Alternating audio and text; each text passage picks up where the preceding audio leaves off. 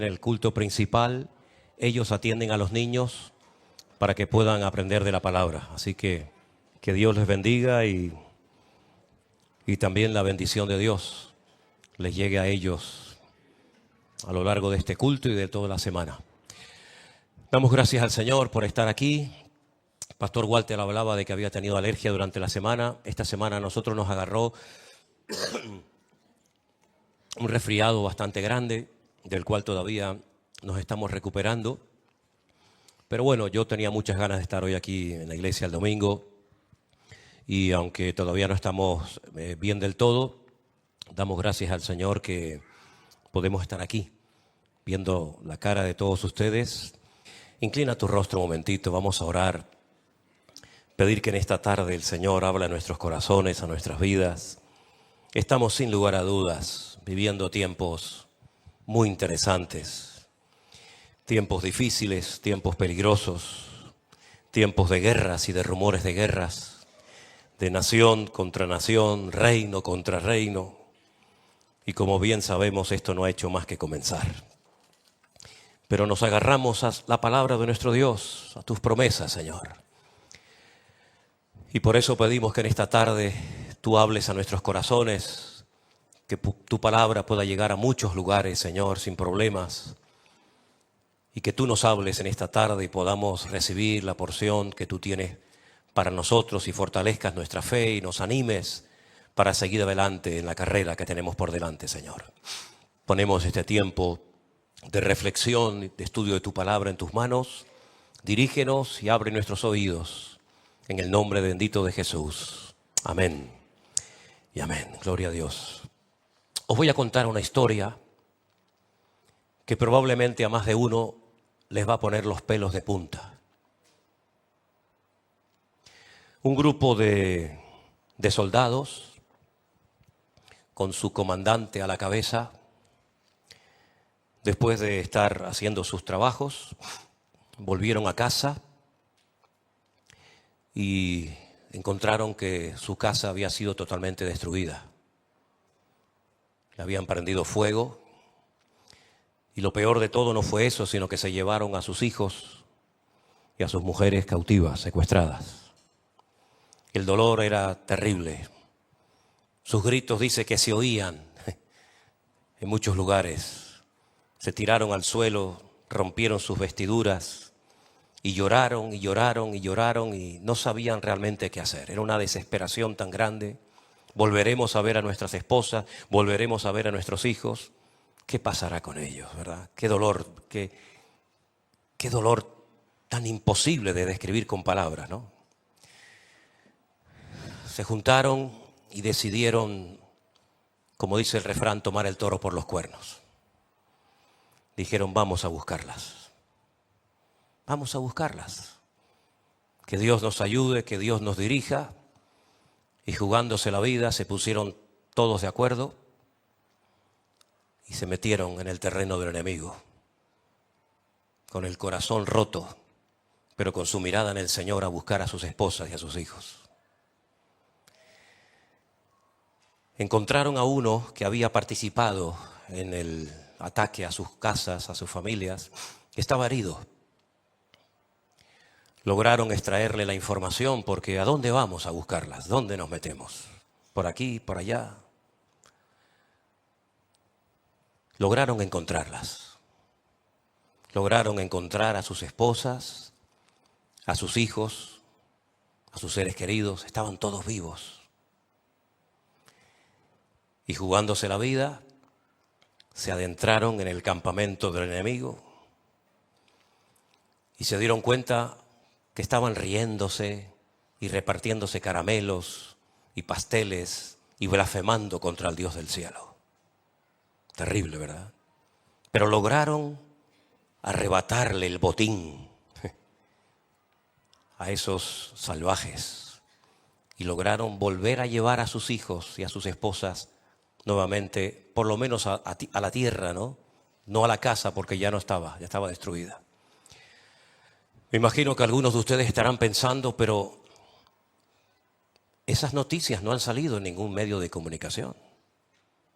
Se sigue hablando de más de 250 Tampoco se sabe exactamente el número de los que han sido secuestrados, pero en ningún canal de televisión, en ninguna radio, en ningún periódico, se nos ha dicho que un grupo de soldados israelíes entraron en el campamento del enemigo y lograron llevarse de vuelta a sus hogares, a sus hijos y a sus esposas. Y es que en ningún canal de televisión te lo van a contar. Porque esta historia no tiene nada que ver con el 7 de octubre. Esta historia que te acabo de contar ocurrió hace 3000 años. En la misma zona y con los mismos enemigos que vinieron a quemar y a destruir y a llevarse cautivas a mujeres y a niños indefensos. Esta historia que te acabo de contar, por supuesto, que no aparece en la televisión, porque es una historia que solamente aparece registrada en un libro de la Biblia, en el capítulo 30 de Primera de Samuel. El capítulo 30 de Primera de Samuel dice que cuando David y sus hombres llegaron a Siglat, donde ellos vivían, los de Amalek habían invadido el Negev y a Siglat, y habían asolado a Siglat y le habían prendido fuego. Y se habían llevado cautivas a las mujeres y a todos los que estaban allí, desde el menor hasta el mayor.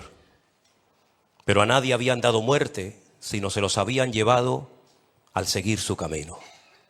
Vino pues David con los suyos a la ciudad, y he aquí que estaba quemada, y sus mujeres y sus hijos y sus hijas habían sido llevados cautivos. Entonces David y la gente que con él estaba alzaron la voz y lloraron hasta que les faltaron las fuerzas para llorar. Se vuelve otra vez a repetir la misma historia, ¿no? Parece mentira. Hace 3000 años pasó exactamente lo mismo que volvió a ocurrir el día 7 de octubre de este año 2023. Las dos mujeres de David, ¿verdad? Aquí menciona el nombre de una de ellas, Ahinoam, Jezreelita, y Abigail, la que fue la mujer de Nabal, el del Carmel, también eran cautivas. David se angustió mucho porque el pueblo incluso hablaba de apedrearlo. Pues todo el pueblo estaba en amargura de alma, cada cual por sus hijos y por sus hijas. Mas David se fortaleció en el Señor su Dios. ¿Cuántos dicen amén? Ahí está el secreto, hermanos. En medio de la angustia, invocar el nombre de nuestro Dios y fortalecernos en Él y en su palabra. Y David le dijo al sacerdote Abiatar, hijo de Ahimelech: yo te ruego que me acerques el efod. Y Abiatar le acercó el efod a David. Era la forma de consultar rápidamente cuál era la voluntad de Dios. No había tiempo que perder. Cada minuto contaba en su contra. David consultó al Señor y le dijo: ¿perseguiré a estos merodeadores? ¿Los podré alcanzar? Y él le dijo: sí, síguelos, porque ciertamente los alcanzarás y de cierto librarás a los cautivos. Partió pues David, él y sus 600 hombres que con él estaban, y llegaron hasta el torrente de Besor, donde quedaron algunos. Y David siguió adelante con 400 hombres, porque se quedaron atrás 200, que cansados no pudieron pasar el torrente de Besor. Y hallaron en el campo a un hombre egipcio, el cual trajeron a David, y le dieron pan, y comió, y le dieron agua de beber. Y le dieron un pedazo de masa de higos secos y 2 racimos de pasas. Y luego que comió y bebió él su espíritu, en él su espíritu, volvió su espíritu, porque no había comido pan ni había bebido agua en 3 días y en 3 noches. Y David le dijo: ¿de quién eres tú y de dónde eres? Él respondió: soy un joven egipcio. Yo soy siervo de una amalecita, y me dejó mi amo hoy hace 3 días, porque yo estaba enfermo. Así son los amalecitas. ¿Se dan cuenta? Así son los amalecitas. David lo recoge, le da de comer, le da de beber, lo atiende, le da agua, y sin embargo su amo, al ver que su criado estaba enfermo, en vez de hacer lo mismo que hizo David, lo que hace es que lo abandona. Qué diferencia, ¿no? Qué diferencia. Y le dijo David, versículo 14, pues hicimos una incursión en la parte del Negev, que es de los cereteos y de Judá, y al Negev de Caleb, y pusimos fuego a Siglat. Y dijo David: ¿me llevarás tú a esa tropa? Y él le dijo: júrame por Dios que no me matarás ni me entregarás en mano de mi amo, y yo te llevaré a esa gente. Lo llevó pues, y aquí que estaban desparramados sobre toda aquella tierra, comiendo y bebiendo y haciendo fiesta. Siempre lo han hecho, siempre lo seguirán haciendo. por todo aquel gran botín que habían tomado de la tierra de los filisteos y de la tierra de Judá. Y los hirió David desde aquella mañana hasta la tarde del día siguiente. No escapó de ellos ninguno, solamente 400 hombres montaron sobre sus camellos y huyeron. Y libró David todo lo que los amalecitas le habían tomado, y asimismo libertó David a sus 2 mujeres. Y no le faltó cosa alguna, chica ni grande, ni así de sus hijos como de sus hijas, del robo y de todas las cosas que había tomado, todo lo recuperó David. Es increíble, ¿verdad?, cómo hay un enemigo en la Biblia cuyo nombre es Amalek, que es diferente, totalmente diferente a todos los enemigos con los cuales se ha tenido que enfrentar en el pasado el pueblo de Israel. Conocemos los nombres de esos enemigos. Había 7 enemigos principales que se habían, apoderado de una tierra que no era de ellos. Ellos tenían sus tierras, ellos tenían sus países, pero ellos querían, además de lo que tenían, apropiarse de un terreno que Dios ya había dicho al patriarca Abraham siglos atrás que esa era la tierra de su descendencia, del hijo de Isaac, de Jacob, etcétera, etcétera. La palabra de Dios nos enseña que esas naciones tenían que ser derrotadas y expulsadas de ese terreno, a menos que se rindieran. Pero de todos los enemigos que la Biblia menciona, hay uno que es completamente diferente a todos. Porque no solamente es un enemigo, físico, con el cual había que enfrentarse, sino que tipifica, representa todo lo que se opone a Dios. Ese enemigo llamado Amalek, si hiciéramos, los cálculos que se pueden hacer, ¿no?, para saber cuál es el valor numérico de su nombre en hebreo, suma 240. Y ustedes dirán, ¿y esto a qué viene? Esto viene que la palabra duda, que es safek, también tiene el mismo valor numérico, 240. Y es que este enemigo siempre está ahí. Pero hay algo que cuando se hace, ese enemigo como que se despierta y decide atacar y exterminar al pueblo de Israel. Porque si uno analiza uno por uno, no tenemos tiempo para hacerlo ahora, pero si uno analiza uno por uno los enemigos con los cuales se ha tenido que enfrentar esa nación, cada uno tiene su característica. De hecho, ya el nombre que recibe cada uno de los enemigos significa algo, y las estrategias, la forma de operar, la forma de atacar, pues nos dice mucho acerca de ese enemigo. Pero Amalek es un enemigo traicionero, porque es el enemigo que ataca por la retaguardia. No es el enemigo que viene de frente. ¿Se acuerdan cuando, por ejemplo, aquel paladín, aquel enorme gigante representante de los filisteos, desafió al pueblo de Israel? No lo hacía a escondidas. No mandaba cartas, no mandaba mensajeros, sino que él daba la cara y él desafiaba públicamente durante 40 largos días al pueblo de Israel. Y pedía que uno solo se atreviera a pelear contra él. Pero Amalek no actúa de esa manera. Amalek es un ser resentido, y sabemos que las personas resentidas son personas muy peligrosas. Amalek es la representación y la personificación de la maldad, del odio. No tiene ningún tipo de escrúpulos. Lo mismo le da matar a una persona pequeña que grande, de pecho o de lo que sea. En el libro de Deuteronomio, cuando se habla de este enemigo, se nos dicen cosas muy interesantes. En Deuteronomio capítulo 25, verso 17, el Señor dice: acuérdate de lo que te hizo Amalek contigo en el camino cuando salías de Egipto. Acuérdate. Miren, cuando ustedes ven, por ejemplo, en cualquier representación o cuadro, o por ejemplo, las tenemos ahí. Me acabo de dar cuenta que en la puerta de la iglesia también tenemos como una especie de tabla de los 10 mandamientos. Ustedes se van a dar cuenta de que nunca se escribe todo el mandamiento completo, sino siempre se escriben las primeras palabras. No se escribe todo el mandamiento. Simplemente leyendo las 2 o 3 primeras palabras, automáticamente tú sabes a qué mandamiento se refiere. Si es el primero, el cuarto, el quinto, el octavo, el décimo o el que sea. Hay un mandamiento que empieza diciendo Zahor et Yom HaShabbat. Zahor. Zahor es una orden. Acuérdate, en ese caso, del día de reposo para santificarlo. Cuando el judío oye Sajor, automáticamente lo primero que piensa es en ese mandamiento que Dios le dio al pueblo de Israel para que lo guardaran por generaciones. Sajor, recuerda, acuérdate del día de reposo. Es la misma palabra, exactamente el mismo término que Moisés utiliza para que cuando oigan esa palabra, no solamente recuerden cumplir con el Shabbat, con el día de reposo, sino que dice, Sajor, recuerda, acuérdate de lo que te hizo Amalek cuando venías de Egipto y te salió en el camino. En otras palabras, no olvides ese encuentro con él, no lo olvides, recuérdalo siempre. Hay muchas cosas que la Biblia nos enseña que tenemos que olvidar, pasarlas ya al pasado, pasar la página. Pero hay otras cosas que tú no te puedes permitir el lujo de olvidar.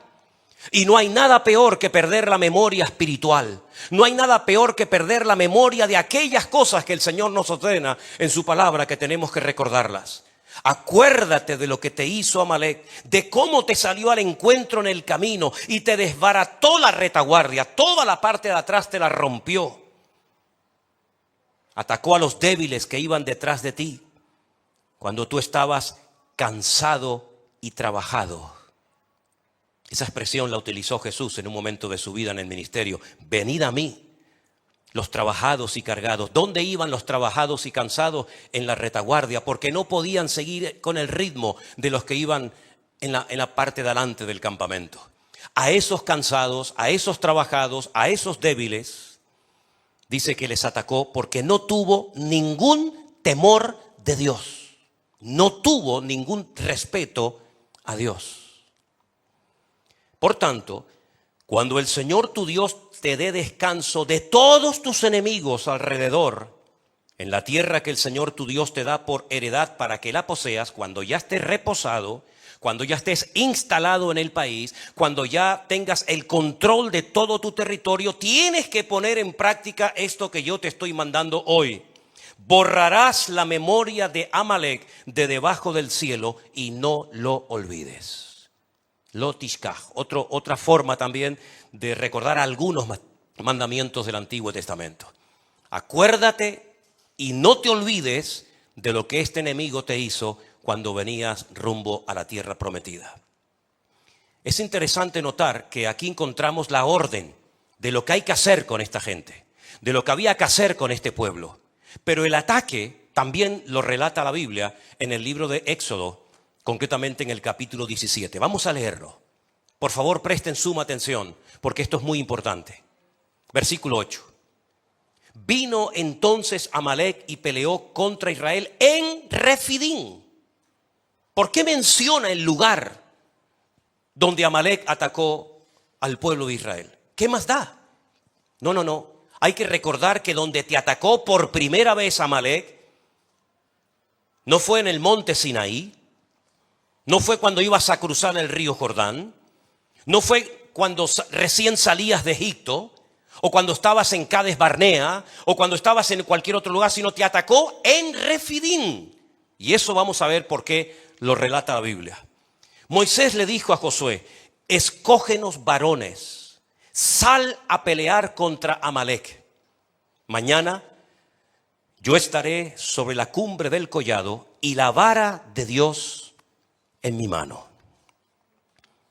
Josué hizo como le dijo Moisés, peleando contra Amalek, y Moisés, Aarón y Hur subieron a la cumbre del collado. Sucedía que cuando alzaba Moisés su mano, Israel prevalecía, mas cuando él bajaba sus manos, prevalecía Amalek. Las manos de Moisés se cansaban, por lo que tomaron una piedra y la pusieron debajo de él y se sentó sobre ella. Y Aarón y Hur sostenían sus manos, el uno de un lado y el otro de otro lado. Así hubo en sus manos firmeza hasta que se puso el sol. Josué deshizo a Amalek y a su pueblo a filo de espada. Y el Señor le dijo a Moisés, escribe esto para memoria en un libro y di a Josué que raeré del todo la memoria de Amalek de debajo del cielo. Y Moisés edificó un altar y llamó Jehová Nisi, que significa Dios es mi milagro. Algunos dicen, bueno, mi bandera. Realmente es un nombre que significa Dios es mi milagro. Y dijo, por cuanto la mano de Amalek se levantó contra el trono de Dios. Esto no se dice con ningún otro enemigo. Amalek no solamente atacó físicamente al pueblo de Israel, sino que dice que se levantó contra el trono de Dios.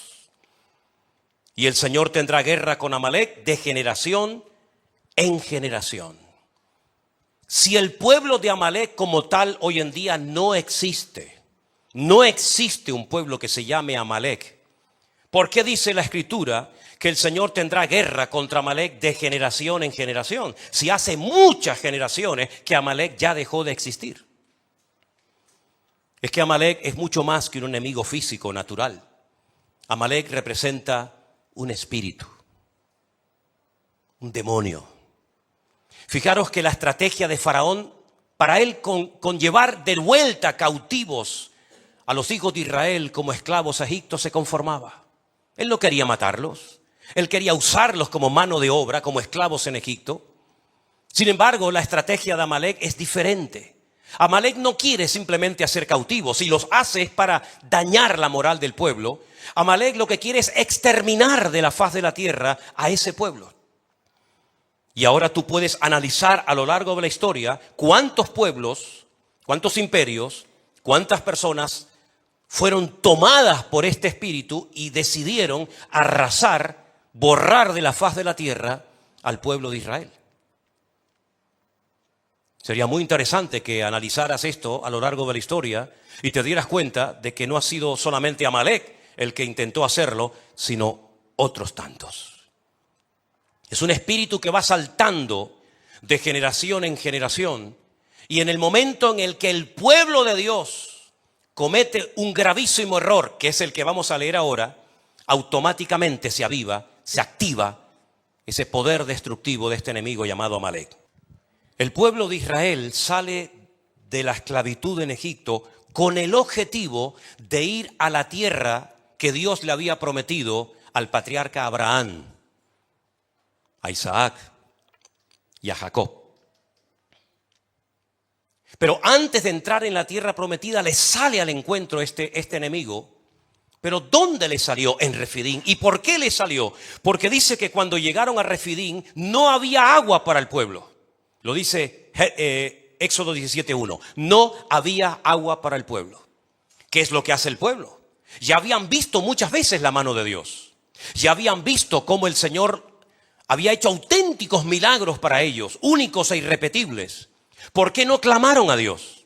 ¿Por qué no se humillaron delante de Dios? ¿Por qué no le dijeron, Señor, ayúdanos? ¿Qué es para ti darnos agua? Si acabas de hacer tremendos milagros en el imperio más poderoso del mundo, que era el imperio de los egipcios.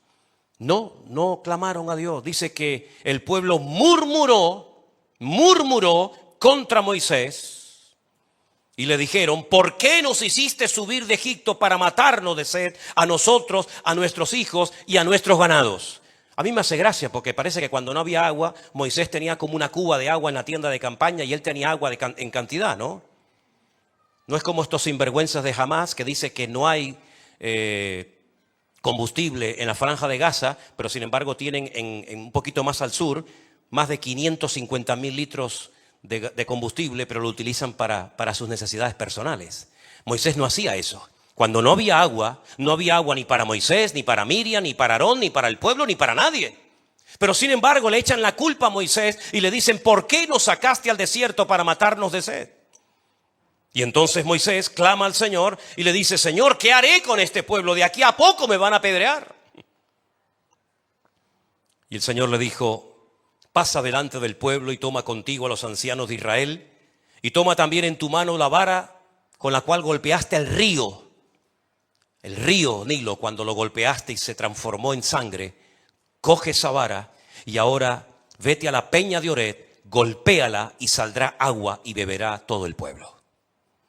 Moisés lo hizo en presencia de los ancianos y por eso llamó el nombre de aquel lugar Masá y Meriba, por la rencilla de los hijos de Israel, porque tentaron a Dios diciendo, ahí viene el dato, ¿Qué fue lo que dijo Israel en Refidim? ¿Vamos a matar a Moisés? Sí, es verdad, lo dijeron. Pero ¿qué más dijeron?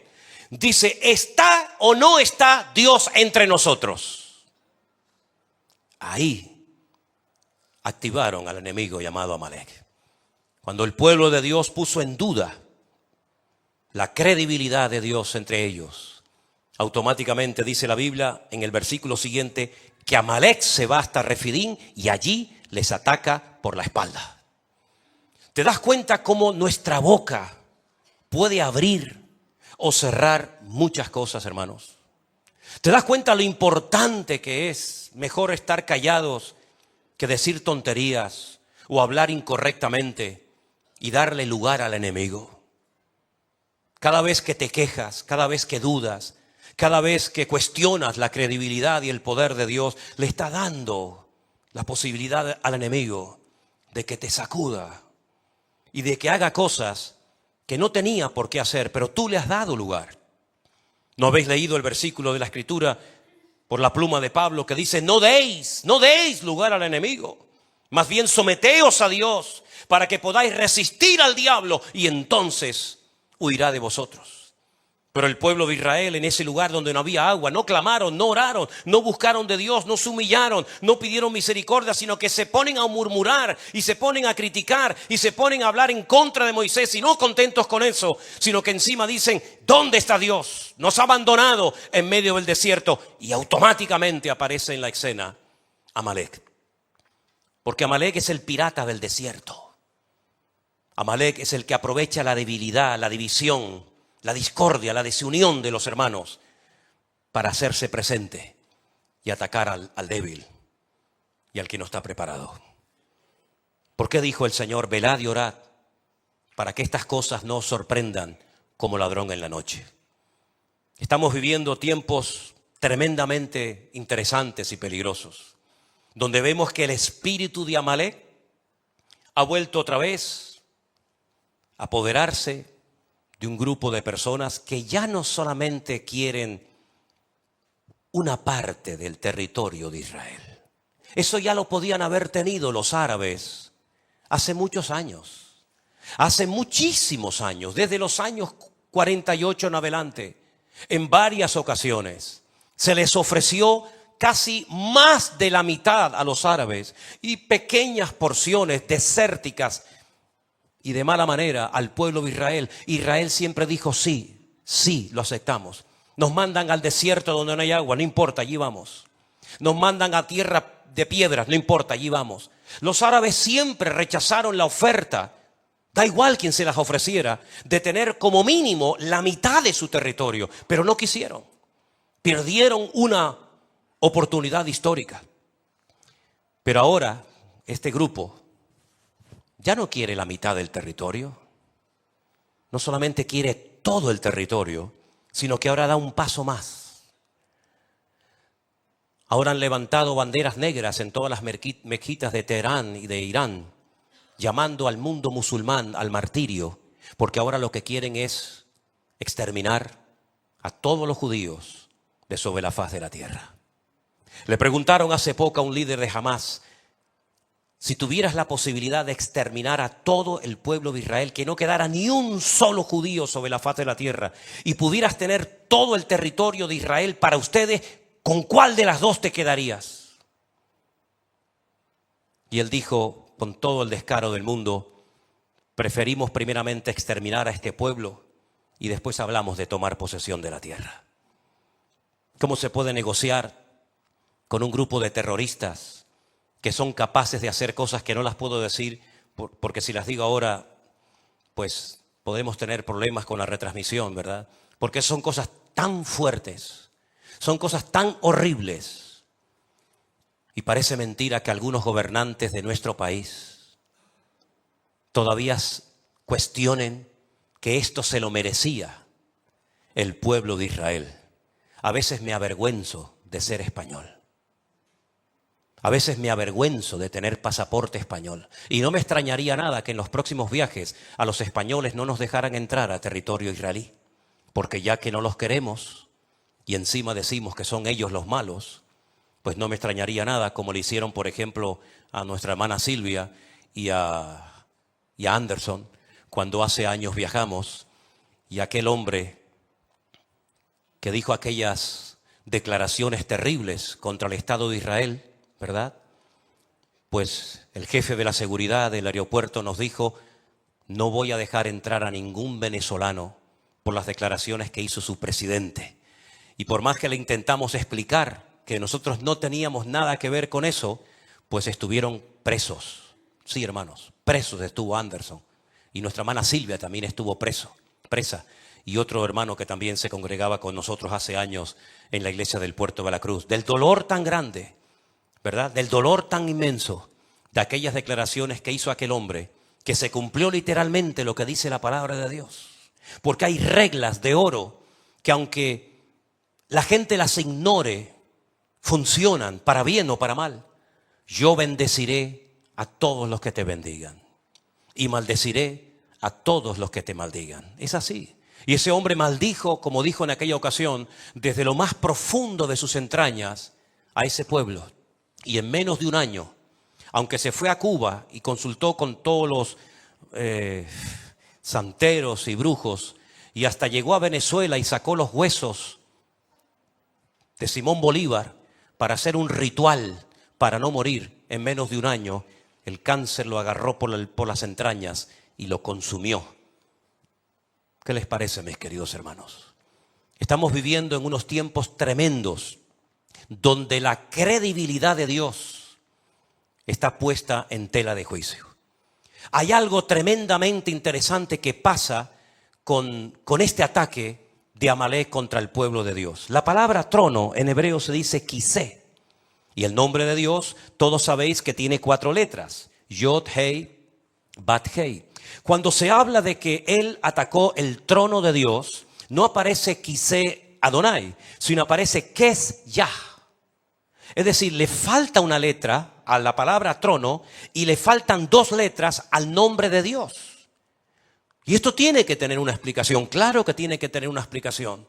No es hasta el tiempo del final, cuando en el Salmo, por ejemplo, 9, versículos 7 y 8, el Señor reine y gobierne sobre toda la tierra, que vuelve otra vez a aparecer el nombre del trono y el nombre de Dios completo. Es decir, lo que os dije la semana pasada, por favor recordar los mensajes. No pasáis la página y decís, bueno, otro mensaje más. Recordar las escrituras, recordar lo que se enseña desde este púlpito. Hermanos queridos, detrás de todo esto hay un conflicto, una guerra espiritual. El mundo espiritual es tan real como la silla en la que usted está sentado esta tarde. El mundo espiritual es real. Cuando la semana pasada veíamos cómo Daniel oraba y añadía ayuno a su oración. Y estuvo durante 21 días sin probar bocado. Cuando finalmente se aparece el mensajero del Señor, le dice: desde el principio que te dispusiste a orar, tu oración fue oída. Pero una cosa es que nuestra oración suba, que sea oída, y otra cosa muy diferente es que baje la respuesta. Y dice, el tema es que el príncipe de Persia se opuso y tuvo que venir Miguel a ayudarme. Y cuando termine este conflicto voy a ir a pelear contra otro príncipe, que es el príncipe de Grecia. Y tú dices, pero ¿de qué estamos hablando? De un conflicto en el mundo espiritual. Satanás es el príncipe de las tinieblas y hay un conflicto espiritual. No es un conflicto, un problema político.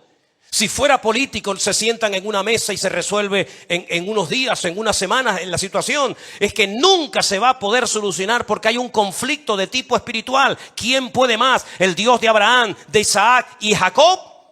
¿O Alá? ¿Quién puede más? ¿El Antiguo Testamento y todas las promesas que Dios le dio a ese pueblo? ¿O el Corán? Detrás de todo esto hay este conflicto espiritual y por eso en ninguna tertulia de televisión, en ningún programa de radio y en ninguna parte nadie te va a hablar de esto, sino estos son buenos, estos son malos, hay un genocidio, ahora hicieron esto, ahora hicieron lo otro y siempre lo mismo y repetitivo y se realimentan uno al otro. Porque a Israel le dieron una semana de beneplácito, pero todas las naciones de la tierra se terminarán volviendo en contra de este país, porque así también está escrito en la palabra. Y el único que puede resolver esto, ¿sabéis quién es? El príncipe de la paz. al que precisamente en ninguna reunión lo invitan. En la reunión que hicieron estos líderes del mundo en Egipto, no invitaron al Señor Jesús. Cuando se reúnen los líderes europeos, no lo invitan a Él para que esté presente. Cuando se reúnen los líderes en la ONU, nos dicen vamos a orar y pedirle a nuestro Dios que nos dé sabiduría y revelación y que nos ayude a buscar un remedio a todo esto. El otro día dijo alguien algo muy interesante. Si todos los judíos que están en el mundo esparcidos volvieran ahora todos a Israel, tal vez así se acabaría el problema. Ya no habría problemas en Inglaterra, en Francia, en Alemania, en España o en cualquier otro país. Y alguien le contestó y le dijo, no, tampoco así se resolvería. Porque el objetivo, lo que tienen por escrito, y todos sus seguidores lo saben, es la exterminación del pueblo de Israel. Está en peligro, entre comillas, el nombre de Dios. Y Dios dice que intervendrá y salvará, no por vosotros, sino por amor a mi nombre, porque el Señor ha comprometido su palabra en guardar a ese pueblo y ese territorio y a esas familias, aunque no crean en Él, aunque le rechacen. Fíjate lo misericordioso y lo amoroso que es Dios, que a pesar de los pesares, Dios dice, aquí estaré siempre peleando por mi tierra, porque la tierra de Israel no es ni de los judíos, ni de los palestinos, ni de nadie, sino la tierra es de nuestro Dios. Así que mis queridos hermanos, hasta que no entienda la gente que esto es un conflicto espiritual, difícilmente van a poder acertar y darse cuenta de que realmente el único que puede solucionar todo esto es nuestro Dios. Hay algunas características que he anotado aquí que quisiera compartir con ustedes acerca de cómo actúa este espíritu, que no solamente actuó, digamos, un poco en el tiempo del faraón, aunque realmente con matar a los niños se conformaba. Dejó a las mujeres, por ejemplo, vivas. Pero sin embargo, si ustedes leen detenidamente, y espero que lo puedan hacer esta semana, el libro de Esther, se van a dar cuenta que el personaje que es usado por el diablo en ese momento de la historia, él quería exactamente lo mismo que quiere ahora esta gente: el exterminio total y absoluto del pueblo de Israel. Pero todos sabemos la historia, ¿no? Todos sabemos que le salió el tiro por la culata, pero ya hubo otro segundo intento, y a lo largo de la historia ha habido otros momentos y otros lugares. Número 1, la Biblia dice que Amalek no tiene ningún temor de Dios. No tiene ningún temor de Dios.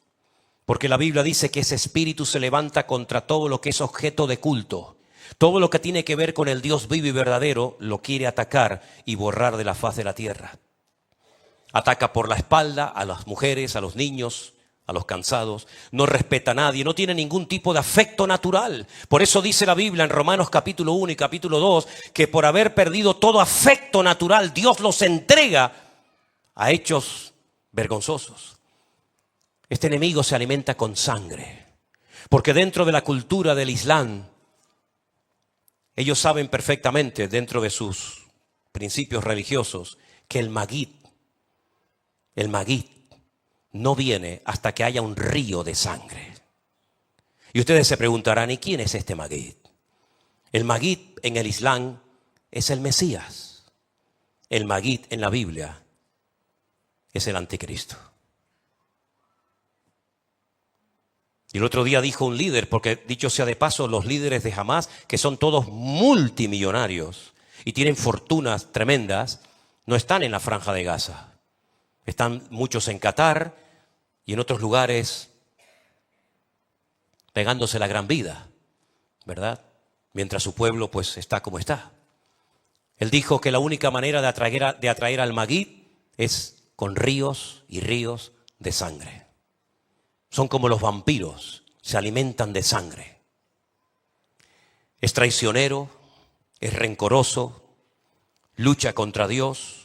Fue el enemigo que pretendía frenar el avance del pueblo de Dios en su conquista, en su objetivo de tomar la tierra prometida. Dios le había dicho, esta es la tierra donde fluye leche y miel, la tierra que yo le prometí a vuestros padres. Y Amalek se para y dice, no vais a pasar por aquí. Por eso dice la Biblia que tuvieron que hacer un rodeo y no entraron por el sur, por lo que sería hoy en día la Franja de Gaza, sino que hicieron un rodeo y entraron por los campos de Moab, por lo que sería hoy en día Jordania, otro país inventado, dicho sea de paso, y tuvieron que cruzar el río Jordán, y cuando cruzan el río Jordán, el primer obstáculo que se encuentran, por supuesto después del río, es la ciudad de Jericó.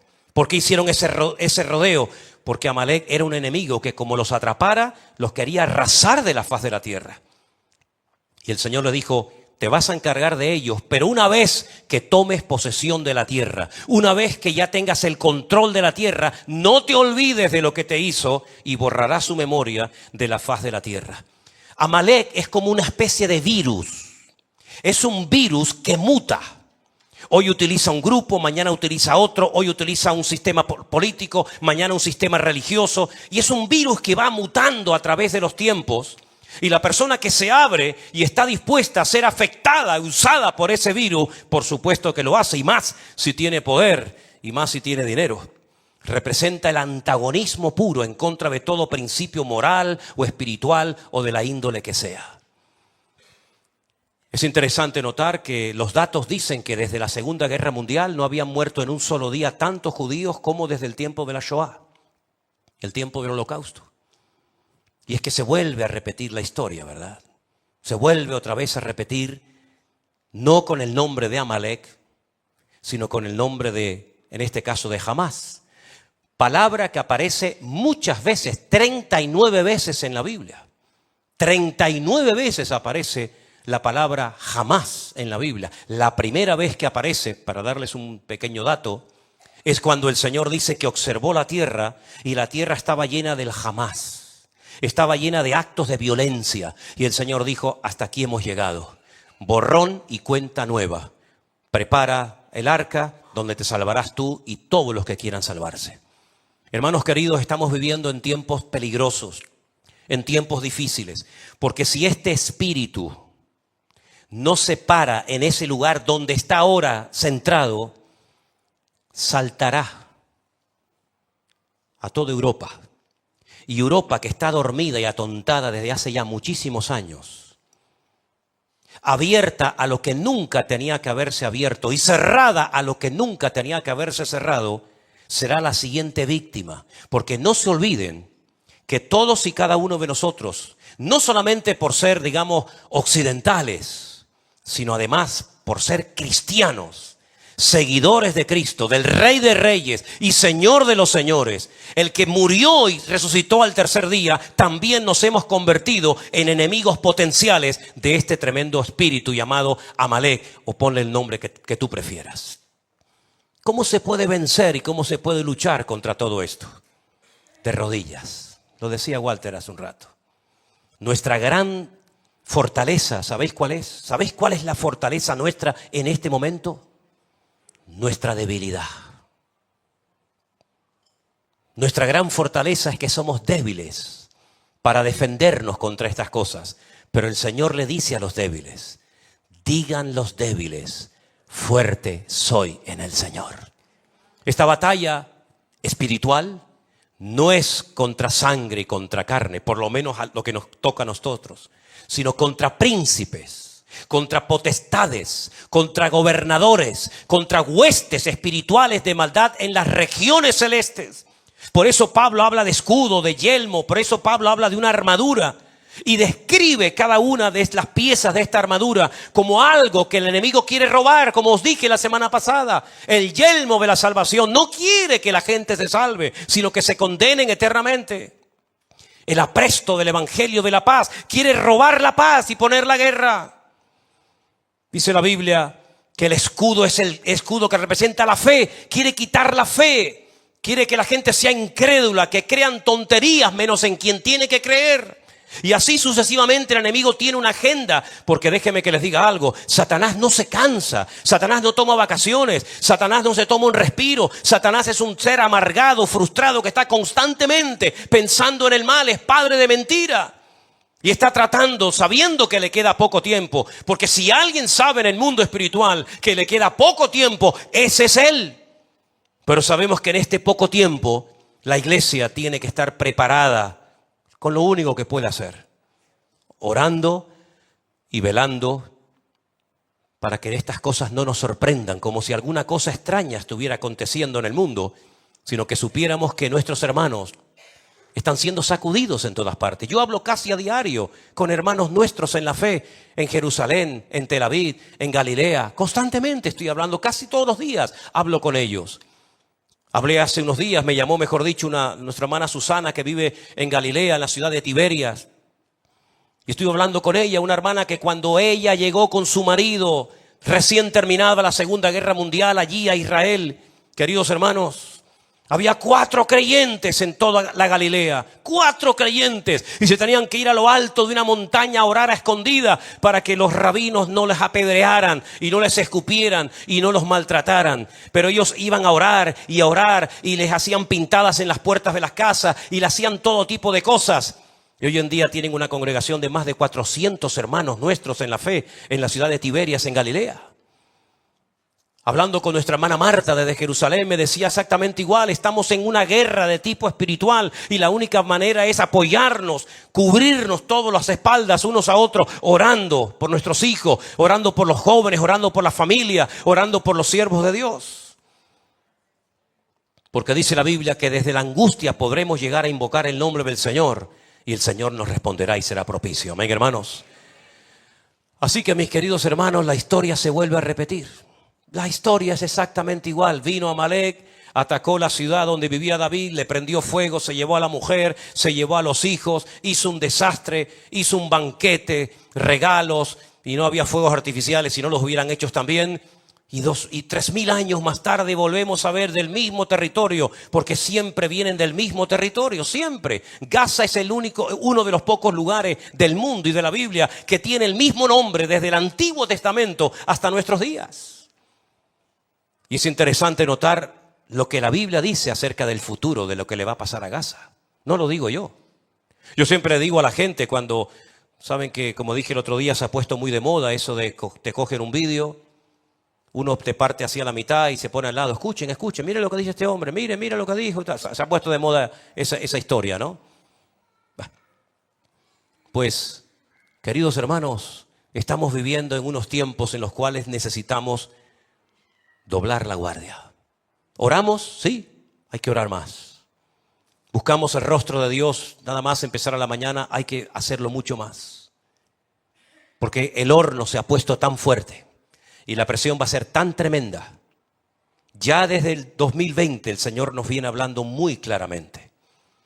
Y nos metió una sacudida a los creyentes y probablemente nos preparó para esta hora de la historia. Porque yo le decía hace un instante a Anderson, ¿quién va a orar por los judíos hoy en día?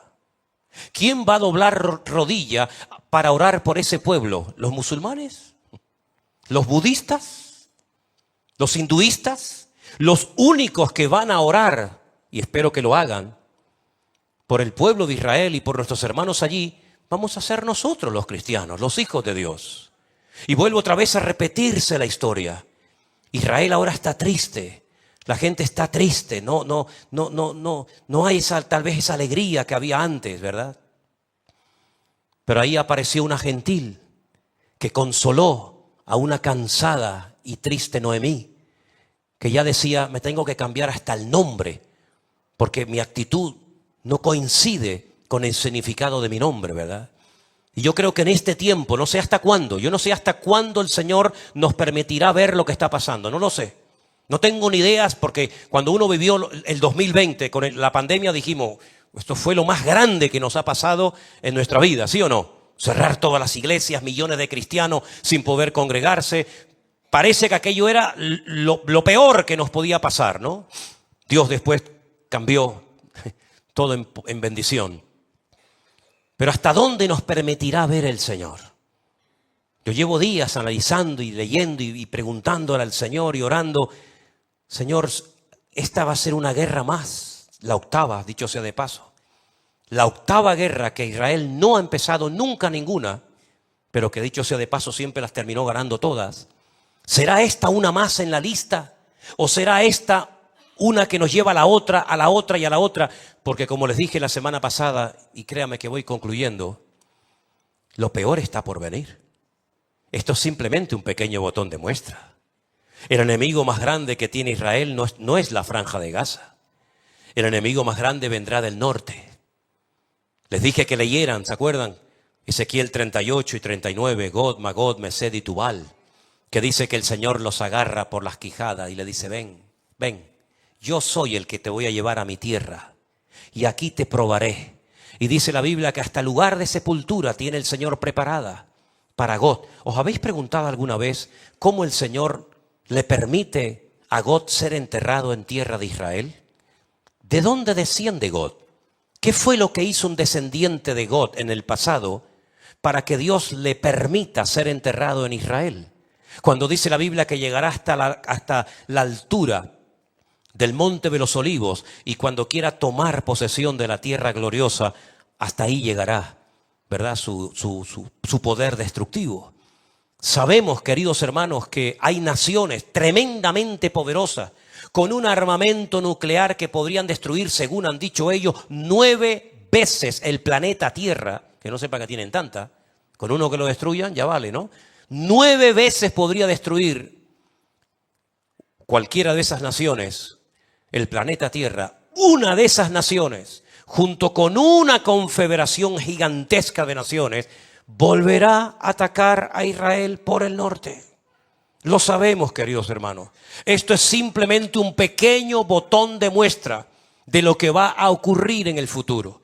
Y la pregunta es, ¿y Dios dónde está en todo esto? El otro día una persona de la ciudad de Modi'in, una ciudad preciosa que está entre Tel Aviv y Jerusalén, me llamaba por teléfono y me decía, tú sabes que yo no soy muy creyente, pero sé que tú como pastor me puedes tal vez responder a esta pregunta. ¿Dónde estaba Dios el día 7 de octubre? Su hija había comprado una entrada para ir a ese festival de música por la paz. Por la paz y por el amor. Pegaditos a la franja de Gaza, porque dicho sea de paso, casi todos los habitantes del sur de Israel siempre tiraban más, ¿no? A lo pro-palestino, a ayudarles. Desen cuenta que los invernaderos, las fincas enormes, que por cierta hora se están echando a perder multitud de cosechas porque no hay mano de obra, todos los días entraban de la franja de Gaza 20.000 trabajadores para trabajar en Israel. Y luego por la noche volvían a su casa y al día siguiente volvían. Y había personas, por ejemplo, una de las señoras que fue, digamos, liberada el otro día, esa señora de 80 y pico de años, se encargaba de llevar a gente enferma de la franja de Gaza a hospitales de Israel pagado por su bolsillo para ayudarles a los pobrecitos. Y después resulta que se la llevaron en una moto, que no la mataron a palos de milagros y la liberaron. Y uno dice, sí, pero es que al final ella le dio la mano y le dijo, Shalom Leja, ¿verdad? Le dijo, la paz sea contigo al que la llevaba. Claro, no se olviden que su marido sigue estando allí en la franja de Gaza, retenido, ¿verdad? Así que, mis queridos hermanos, este ataque que hemos visto en estos días no ha sido simplemente un ataque contra un pueblo. Permítame decirles que en este momento hay personas secuestradas de los Estados Unidos, muchos argentinos, españoles, peruanos, colombianos, franceses, alemanes, austríacos, italianos, tailandeses, de Nepal, de Inglaterra, de Canadá, México, Chile, Brasil, Panamá, Ucrania, Irlanda, Filipinas, Tanzania y probablemente alguno más. Fue un ataque contra el mundo. No fue un ataque simplemente en un lugar específico y ahí quedó todo. El objetivo es borrar a nuestro Dios y a su pueblo de la faz de la tierra. Pero dice la palabra de Dios que aunque un ejército acampe contra nosotros, no tiene que temblar nuestro corazón ni tener miedo, porque el Señor es nuestra luz y nuestra salvación. No hay que tener miedo, no es tiempo de temblar, no es tiempo de cobardía, es tiempo de clamar a nuestro Dios vivo y todopoderoso para que Dios cuide a su pueblo, para que Dios proteja nuestras vidas y para que este tiempo sea un tiempo que sacuda a muchos de un lado y de otro y caigan postrados de rodillas, reconociendo que el Señor Jesucristo era y será por la eternidad el verdadero Mesías. Y es increíble la cantidad de milagros que ocurren muchas veces, tanto en un bando como en otro, donde el mismísimo Señor Jesucristo se presenta a esas personas y se revela como el camino, como la verdad y la vida. Y hay muchos testimonios que así lo confirman. Así que, mis queridos hermanos, oremos, clamemos al Señor. Porque el Señor es el único que tiene el control y es el único que puede poner lo que tenga que poner en esta situación difícil. ¿Cuántos dicen amén? Cierre sus ojos, por favor, un momentito en esta noche, ahí donde estás. Y hermanos, piense solamente por un instante en esto.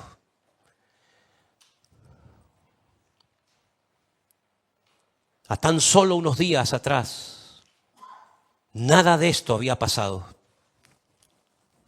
Todo cambió prácticamente de un día para otro. Ya nos pasó en el día del confinamiento. De un día para otro, todo cambió. Ahora, por segunda vez, vuelve otra vez a cambiar todo. Y como dije la semana pasada, Israel nunca más volverá a ser igual. Los que hemos tenido el privilegio de visitar a Israel durante más de 20 años, nunca más volveremos a encontrarnos aquel Israel que conocimos. Oriente Medio nunca más volverá a ser igual. El mundo nunca más volverá a ser igual. Otro cambio más que se avecina. Y yo les recuerdo que cada vez que hay un cambio en lo natural, hay guerra en lo espiritual. Estaba a punto de caer un imperio y a punto de nacer otro imperio. Daniel tenía que orar y había guerra. Y estamos a punto de ver un cambio en todo, hermanos.